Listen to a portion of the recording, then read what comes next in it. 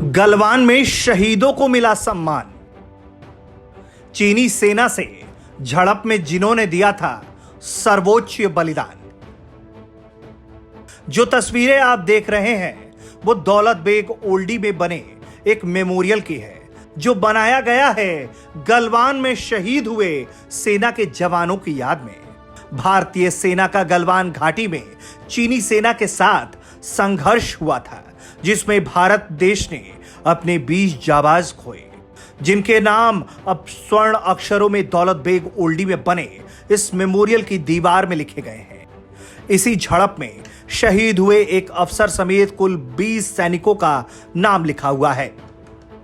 इस war memorial में उन सभी जवानों के नाम लिखे गए हैं जो 15 जून को चीनी सैनिकों के साथ संघर्ष में शहीद हो गए थे। चीनी सैनिकों ने धोखे से हमला किया था, जिसमें हमारे वीर सैनिकों ने चीन को सबक सिखाते हुए शहादत दी थी। इस वॉर मेमोरियल में 15 जून को शहीद हुए 20 सैनिकों के नाम के साथ साथ पूरे स्नो लेपर्ड ऑपरेशन का विवरण लिखा हुआ है। इस झड़प में 16वीं बिहार रेजिमेंट के कमांडिंग अफसर कर्नल बी संतोष बाबू समेत 19 सैनिक शहीद हो गए थे। भारत ने इसे चीन की सोची समझी साजिश बताया था। इस धोखे के बाद भारत ने इस क्षेत्र में अपनी स्थिति मजबूत की और 29-30 अगस्त को चीनी सैनिकों की ऐसी ही एक योजना को असफल कर दिया। लेकिन यहां एक और बात चीन की घटिया सोच को उजागर करती है। जहां भारत ने गलवान में शहीद 20 जवानों को यह सम्मान दिया, वहीं चीन ने अपने सैनिकों की लाशों की गिनती छिपाई।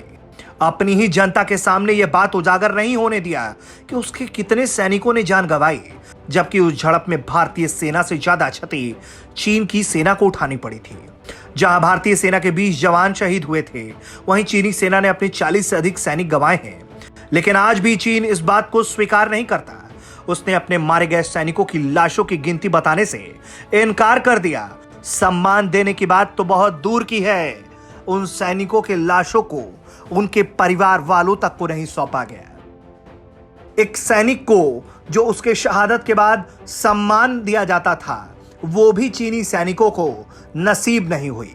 और यह सब कुछ जिनपिंग के राजपाट में हो रहा है। कारण चीन नहीं चाहता कि वो अपने डैमेज के बारे में दुनिया को बताए। अगर चीन का डैमेज दुनिया के सामने आ गया तो ये पूरी दुनिया जान जाएगी कि कैसे चीन भारत के आगे घुटनों के बल पर आ चुका है। ब्यूरो रिपोर्ट, भारत तक।